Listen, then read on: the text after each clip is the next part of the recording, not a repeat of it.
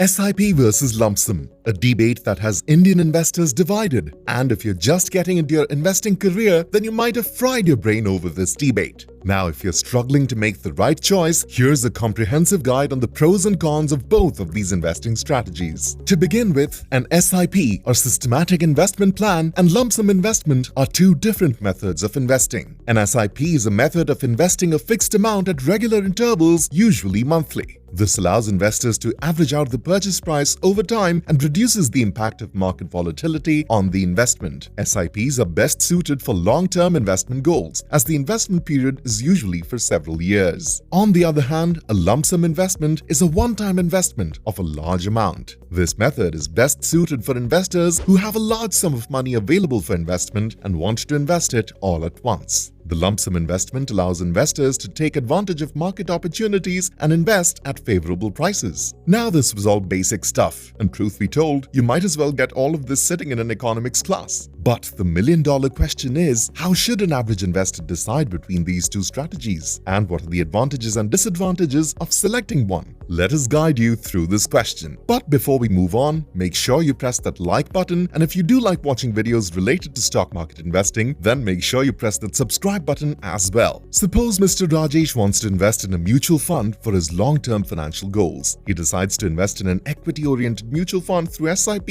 with a monthly investment of 5,000 rupees. He starts his SIP in January and continues it for the next 5 years. Assuming an average return of 12% per annum at the end of 5 years, Mr. Rajesh's investment would be worth approximately 4,01,643 rupees. This amount is calculated as follows: investment per month 5,000, number of months 12 months across 5 years, which is 60 months, total investment of 5,000 over 60 months, which is 3 lakh rupees, return on investment of 3 lakh at 12% per annum, which is 1,01,643 rupees, which makes it a total worth of 4,01,643. Now, this was just an example of how a normal systematic investment plan would work. This example spanned over 5 years. However, this method can also be employed for a much longer period of time. Let's just take another example. Meet Mr. Arvind, a 30-year-old software engineer based in Bengaluru, India. He has been saving money regularly for his long-term financial goals such as retirement and children's education. However, he's not sure how to invest his savings to achieve his goals. After doing some research, he learns about mutual funds and the benefits of investing through SIP.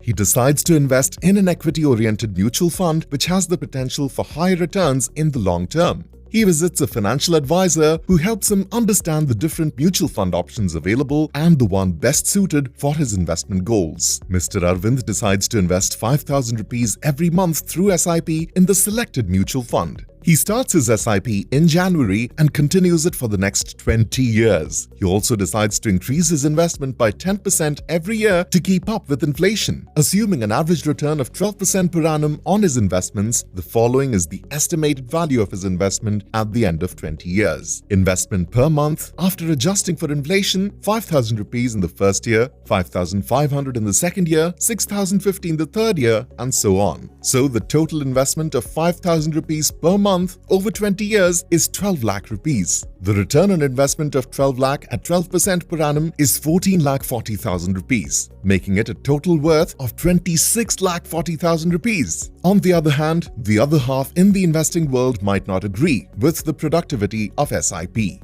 Meet Mr. Sharma, a 35-year-old businessman based in Delhi, India. He has been saving money for a long time and has recently received a large sum of money as a bonus. He wants to invest this money to grow his wealth in the long term. But before we move on, we want you guys to press that like button, and if you do like watching some videos about investing your way to financial freedom, make sure you press that subscribe button. After doing some research, Mr. Sharma learns about the benefits of investing in mutual funds and decides to invest the lump sum in a diversified equity mutual fund. He visits a financial advisor who helps him understand the different mutual fund options available and the one best suited for his investment goals. Mr. Sharma decides to invest 10 lakh rupees as a lump sum in the selected mutual fund. He invests the money in January and decides to hold the investment for the next 10 years. Assuming an average return of 12% per annum on his investment, the following is the estimated value of his investment at the end of 10 years. For an investment of 10 lakh rupees, the return on investment at 12% per annum is 12 lakh rupees, making a total worth of 22 lakh rupees. Up till now, we have established what these two investing strategies are all about. And to summarize, the systematic investment plan is something that is personalized by a mutual fund according to the needs of an investor. You can make your investments monthly, weekly, or even quarterly. On the other hand, the lump sum is more like a one-time thing. You invest your investment in bulk. Now, for a better perspective, let's just compare both of these strategies for different parameters. Investment amount. When it comes to the investment amount with SIP, small and consistent investment amounts are made at regular intervals, usually monthly. Whereas for lump sum, a large amount of money is invested at once. Timing. In case of SIP, rupee cost averaging helps to average out the cost of investment over time, reducing the risk of investing at the wrong time. Whereas with lump sum, timing is critical, and the investor may invest at the wrong time, potentially reducing their returns. Diversification. SIP allows for investment in a diversified portfolio of stocks, reducing the risk of investing in a single stock or sector. On the other hand, the investor can choose to invest the lump sum in a diversified portfolio of stocks or otherwise reducing the risk of investing in a single stock or sector. Liquidity. SIP investments can typically be redeemed or sold anytime, although some funds may have a lock-in period. Similarly, the lump sum investments can also be redeemed or sold anytime. Flexibility. SIP investments can be adjusted or stopped at any time, making it a flexible investment option. Once the lump sum is invested, it is not easily accessible, and the investor may incur penalties for early withdrawal. In conclusion, both SIP and lump sum investment have their advantages and disadvantages. SIP provides a systematic and flexible approach to investing, while lump sum investment provides the opportunity to invest a large sum of money at once. The best investment strategy will depend on the individual's investment goals, risk tolerance, and financial situation. It's important to consult a financial advisor to determine the best investment strategy for you.